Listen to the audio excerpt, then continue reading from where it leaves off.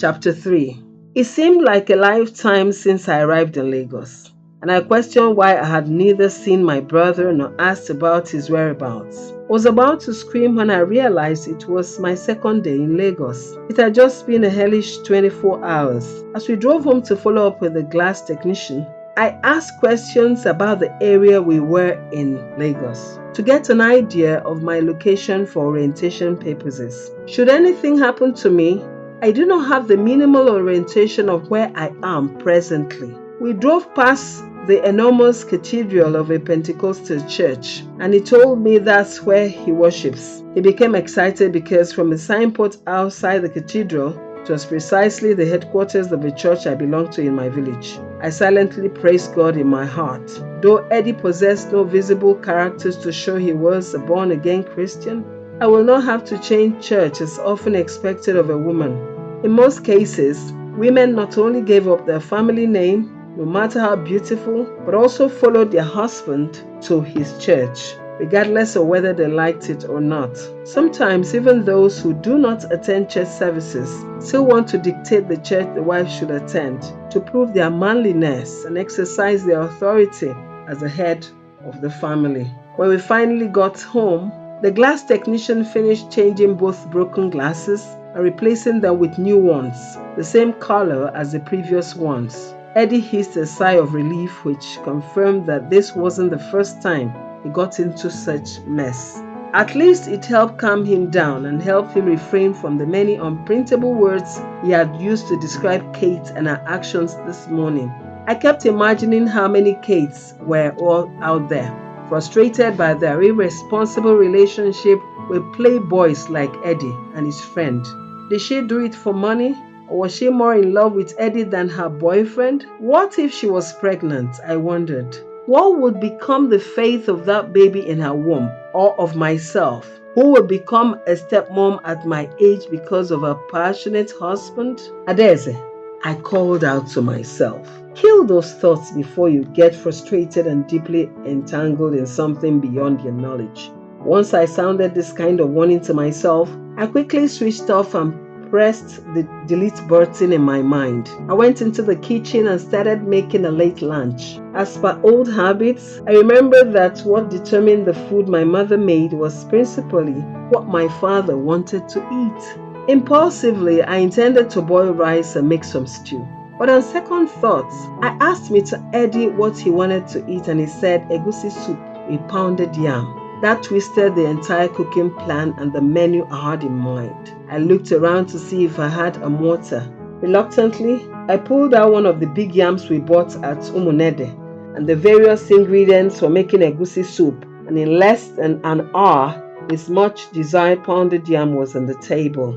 We ate the food silently, and there was a lot of hand-licking and sumptuous meat to munch as the swallow rolled down. Finally, when he washed down the food with a chilled bear, I gently ordered, "Baby, can you not tell me my brother's whereabouts? I've been expecting to see him, but you haven't even mentioned his name." The question, "Where is my brother?" seemed to have sent waves of shock or embarrassment into Eddie's head.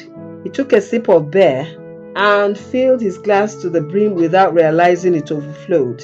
I quickly went for a rag to mop up the spillage. He looked more embarrassed than ever, but I kept calm and gave him time to consider the best way to present the lies he was about to tell.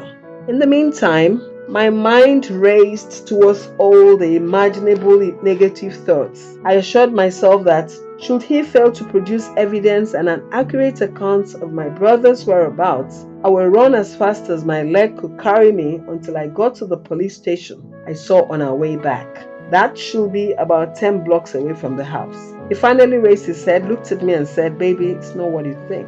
I know how much you struggle to trust me, and I quite understand your fears and concerns." He paused to clear his throat. "My prof in the university before I finally dropped out." "Dropped out? Are you telling me you dropped out of university, Mr. Eddie, when my father was busy boasting of you as a first-class graduate of the University of Nigeria in Nsukka?" Yes, you had me very well, baby. I dropped out in my third year, not because my parents couldn't pay my school fees, but because they suspended me due to some illegal secret cult activities. I almost screamed but hid my feelings to avoid sending the wrong signal. I remember the famous phrase my Girl Scout leader always said to us when we went on excursions: "Fear kills faster than a lion." I looked into his eyes and asked, "Baby, where is my brother?" I hope your friend told you what we do in the Abakaliki area with people like you. My father will be happy to skin you alive. But the scary thing about him is that he will not only stop at you, but will go after your parents and siblings by every means possible. Am I speaking to someone? Your brother is safe and sound. The truth, which I have been thinking of how to tell you, is that I don't have a shop. As your father said, it was my contact person's and my father's invention because I never told him anything.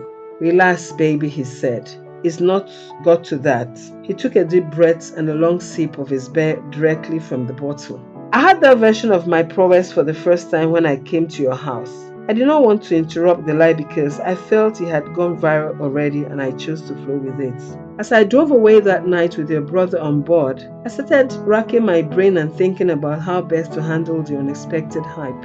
When we got to Onitsha, I called my friend who owns a big shop in Onitsha main market and introduced your brother to him. He is into importing furniture from China and happily accepted to take your brother as one of his boys.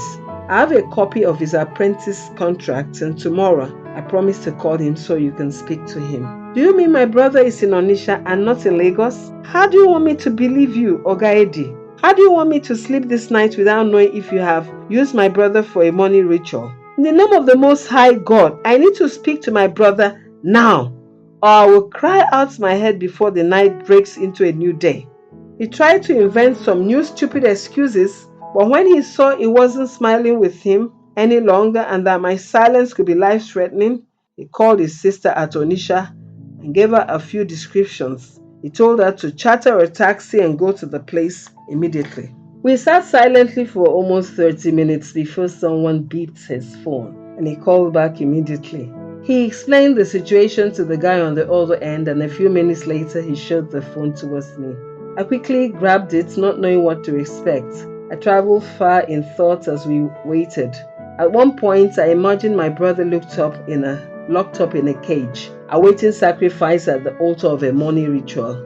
I started praying silently and covering him with the blood of Jesus. I kept binding every force of darkness that had taken him and commanding them to be consumed by the consuming fire of Elijah. I said a hello that was not even audible, but the voice I heard on the other end was very excited. It was my brother. Unmistakably, I quickly said one of our childhood jokes to verify if he was the one I was speaking to, and he responded correctly. "Sister, my dreams of going ahead of you to prepare the way for your coming didn't work out as I planned.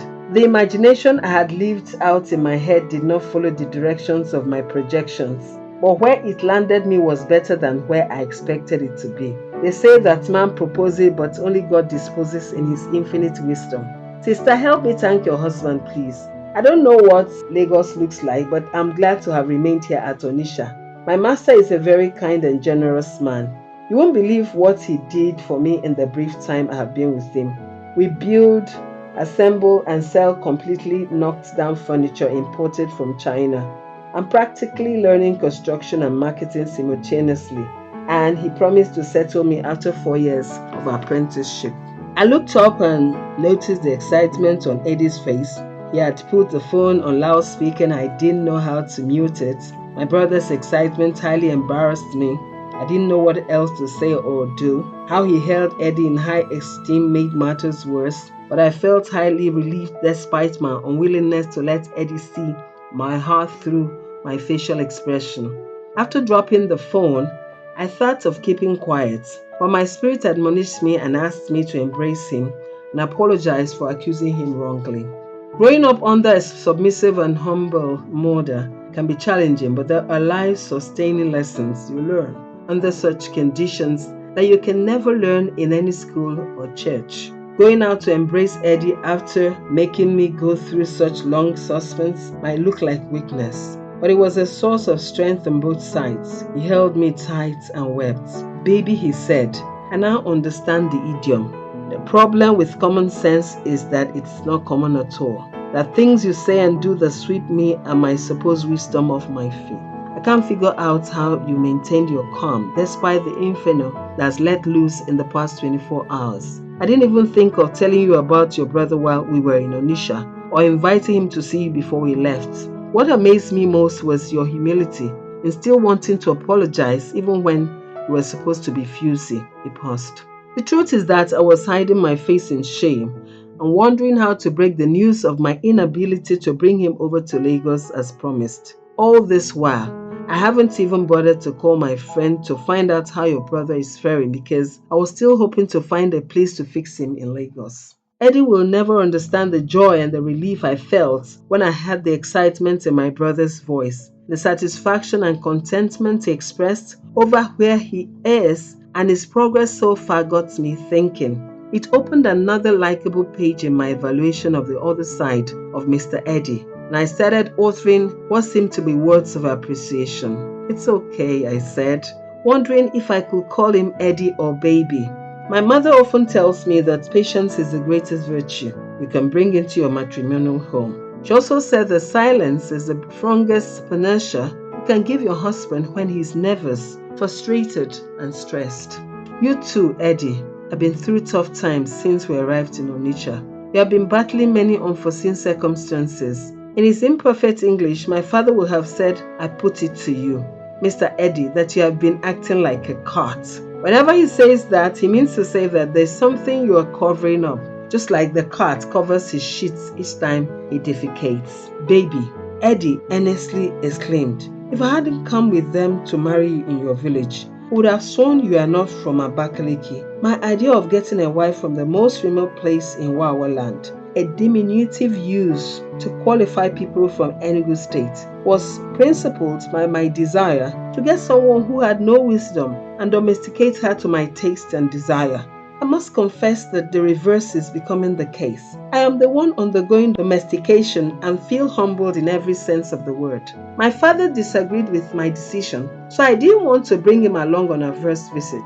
He described my decision as foolish, but now I'm convinced I killed two birds with one stone. I looked at the wall clock and realized we had been talking all evening.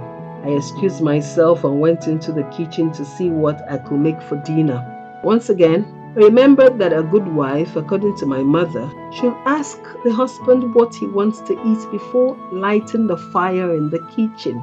So I returned to the sitting room and consciously called him baby this time.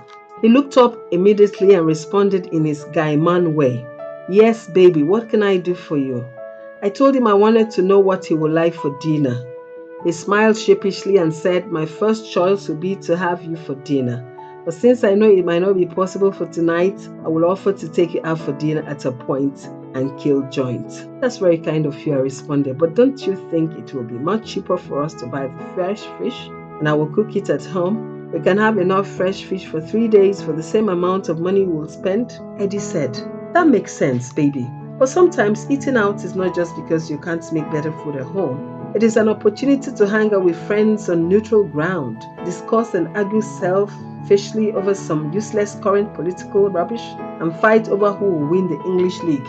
Despite my insistence on making fresh pepper soup at home and saving money, Eddie had his way and we went out to a point and killed joint for dinner. I've heard people talking about it but never had a chance to experience it live in an outdoor bar.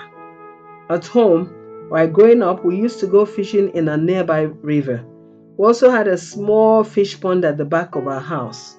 We learned to make fish in various ways, including roasting, smoking, and cooking with yam porridge. We also made assorted types of vegetables and okra soups with fresh fish. Often we also make fisherman's soup, popularly known as ofe nsala. On arrival at the joint, as they call such places in Nigeria, we stopped by a shallow pond next to the kitchen, and Eddie asked me to point to one of the largest fish, and they will kill and prepare it for us. The waiter then accompanied us to a table for two in the Chelsea fan sit-out area. There was an ongoing English Football League match between Chelsea and Manchester United. More people came trooping in and settling in their respective areas of interest as four giant television sets were positioned in different sections, showing other channels. Before now, I was more interested in hearing that Rangers International of Enugu would play with the Shooting Stars of Vasco da Gama. However, everyone in this place seemed to know the English players better than the English men. I somehow thought Eddie was more interested in the football match and meeting his friends than in the fish. They served us one bottle of chilled star and one of Guinness malt to make our waiting less stressful. I thought I had many fish delicacies until they brought a steaming clay pot holding the fish wrapped in aluminum foil and garnished with roasted yam, pepper sauce, freshly cut onions, and a pinch of red palm oil. The waiter asked for our permission to unwrap the steaming oven-baked fish, and as he did, the sweet aroma filled my nostrils and aroused my appetite. We ate with passion and in silence. I had another bottle of malt, and Eddie stopped at the second bottle of a Star Bear. It was apparent, however, that it was much below his gauge, as I curiously observed the number of empty bottles that flooded the other tables around us where many of his friends sat. I was glad he respected me enough to avoid allowing me to indulge in such expensive jokes flowing among those friends. A few of his friends who came over to greet us either confused me as a sister or questioned if I was a new girl in town. None of them said anything about their wife except for one who asked after his ex-girlfriend, Beauty. Think of getting married, Mr. Eddie Best, because Obi is no longer a boy, he concluded and walked away. I gave Eddie a don't worry eye shot to pass the pacifying message, don't worry, be happy. I also squeezed his hand to say, don't respond, and he quickly understood. Another couple joined us, whom I later understood to be Mr. Ikenna, Kate's boyfriend. He introduced the lady that was with him as Ngo Baby. He asked the lady to choose their point and kill as if he didn't want to miss a second of the football match. The moment she left, he started talking about Kate. I had to send her packing because I couldn't understand the stress she was going through.